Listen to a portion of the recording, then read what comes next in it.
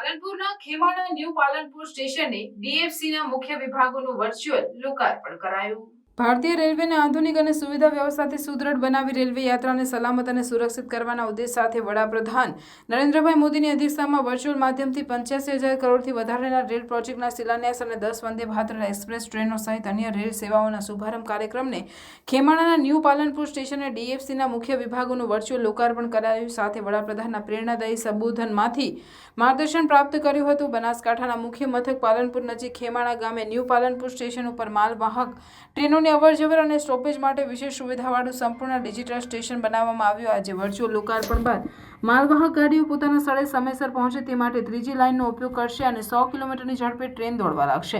આ કાર્યક્રમમાં ખેમાણીના CLL દોશી શાળાની બાળાએ સુંદર ગરબા અને સ્વાગત નૃત્ય કરી શ્રોતાઓને મંત્રમુગ્ધ કરી દીધા। જ્યારે શાળાના બાળકો દ્વારા રેલવે અકસ્માતથી બચવા જાગૃતિ લાવવા સુંદર નાટક યોજવામાં આવ્યું। સાથે સાથે રેલ મંત્રાલય દ્વારા યોજાયેલ નિબંધ સ્પર્ધામાં 1 થી 5 ક્રમે આવેલા બાળકોને ઇનામ વિતરણ કરવામાં આવ્યું હતું।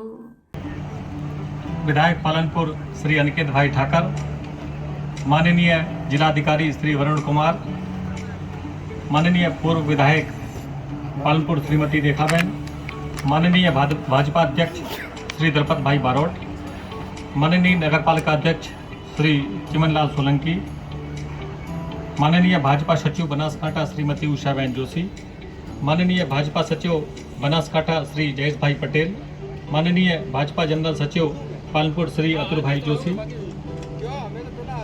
माननीय भाजपा जनरल सचिव सिटी श्री प्रशांत भाई गोहिल, माननीय नगरपालिका उपाध्यक्ष पालनपुर श्री नागजी भाई देसाई, विशेष आमंत्रित जिला कार्यकारी श्री मनोज भाई रावल और हमारे पद्मश्री आदरणीय श्री आप सभी का हमने यहाँ पर बुलाया, आप आए और हमें अपना कीमती समय दिया। इस कीमती समय देने के लिए हम आप सभी का बहुत बहुत धन्यवाद करते हैं और आप सभी से अपेक्षा रखते हैं कि इसी प्रकार आप आकर हमारे कार्यक्रम में हमारा हौसला बढ़ाते रहेंगे और हम लोग अपने देश के लिए और अपने जिला के लिए रेलवे की तरफ से जो अच्छा कार्य कर सकें उसका हम आपसे वायदा करते हैं। धन्यवाद। मित्रों, આપણું પાલનપુર અહીંનું હોય જતું રેલવેની શું પોઝિશન હતી, પણ દેશના યશસ્વી પ્રધાનમંત્રી આદરણીય નરેન્દ્રભાઈ મોદીએ જ્યારથી દેશનું સુકાન હાથમાં લીધું, આમ તો ગુજરાતના મુખ્યમંત્રી જ્યારથી બન્યા ત્યારથી ગુજરાતનો તમામ ક્ષેત્રમાં જે વિકાસ થયો, ગુજરાતનો વિકાસ જોઈને દેશની પ્રજાએ અમને प्रधानमंत्री बनाया। एक व्यक्ति नामे समग्र देश की प्रजाए भारतीय जनता पार्टी ने शासन आप्યું, 14 में पण आप्યું, 19 में पण आप्યું। अपना पालनपुरना रेलवे स्टेशनનો કાયાકલ્પ કરવા માટે તો વચ્ચે જે બ્રિજ ઉપર ચડવા માટેના 2 એક્સિલેટર, સરપતી સીડીઓ આપી, લિફ્ટ આપી, નવું ફરી મંજૂર કરીને 12 મીટરનો ઓવરબ્રિજ ને ત્યાં પણ નવી સીડી આપવાની વાત આજે અહીં ખાતે મિત્રો ન્યૂ પાલનપુર આખી આપણી બધી જ ટ્રેનોનું રોકાણ અહીં થાય, ગોડાઉનો અહીં થાય, એનું માલવાહક વાહનો અહીં ઊભા રહે। હમણાં જ મિત્રો આપણે જોયું થોડા દિવસ પહેલાં કે સમગ્ર દેશમાં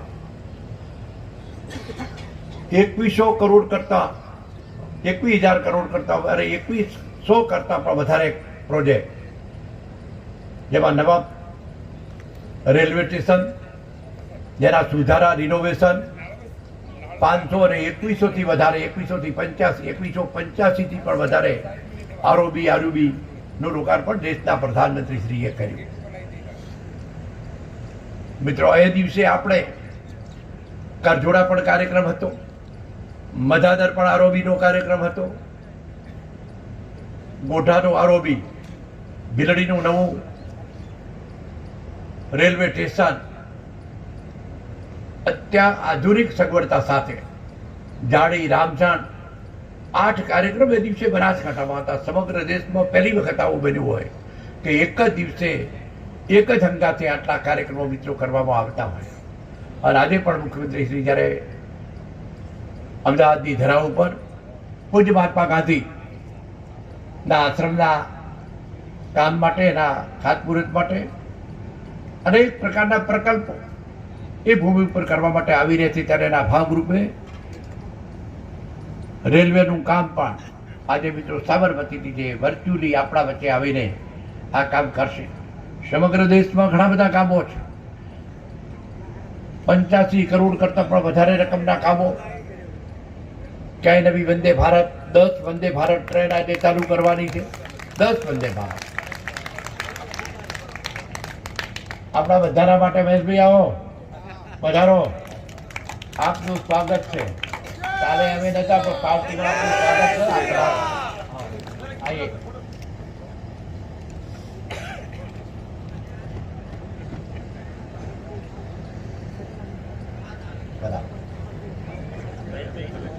ત્યારે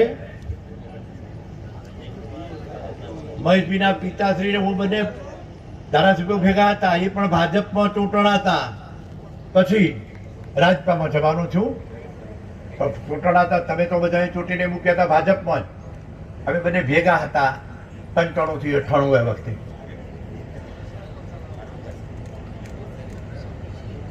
સમગ્ર દેશનો આખો કાયાત્મક યુગ બન્યો, યુગ પરિવર્તન. પાલનપુરમાં આપણી સમસ્યાઓ છે. તમે ઘેર બેઠા અમને વઢતા પણ હશો, ગાળા પણ આપતા હશો કે અમારો આરો બાયપાસ ક્યારે થશે, એરોમાં સર્કલનો આપણો મૂળ તો મારે તમારા લીધે પણ તકલીફો થાય છે કે આપણે એટલી બધી સંકળાશ કરી દીધી, એટલા બધા આપણા જ માણસો વાહનો લઈને ત્યાં ઊભા રહેતા હોય ને આપણને બહાર જવામાં ખૂબ તકલીફ પડે છે. પણ મિત્રો એ પણ મંજૂર થઈ ગયો છે. ક્યાંય કે તો મારે લક્ષ્મીપુરા પણ એમ કે ક્યારે અમારો આરોબી બનશે, ફાટક ક્યારે અમારો અટકશે. આવા ઘણા બધા કામો છે. પણ મિત્રો ઘણું બધું શું છે, આ આજના કામો નથી. આઝાદી મળ્યાને 75 વર્ષ થયા. 75 વર્ષમાં આપણે 60 વર્ષ સુધી કોંગ્રેસે શાસન કર્યું, ભારતીય જનતા પાર્ટીને વાજપેયીજીએ શાસન કર્યું 5 વર્ષ, અને ફરીથી મોદી સાહેબના 10 વર્ષ. 10 વર્ષમાં જે આખું યુગ પરિવર્તન થયું છે, ન ભૂતો ન ભવિષ્યથી, કે ક્યારે ન થઈ શકે એટલો વિકાસ મિત્રો થયો છે.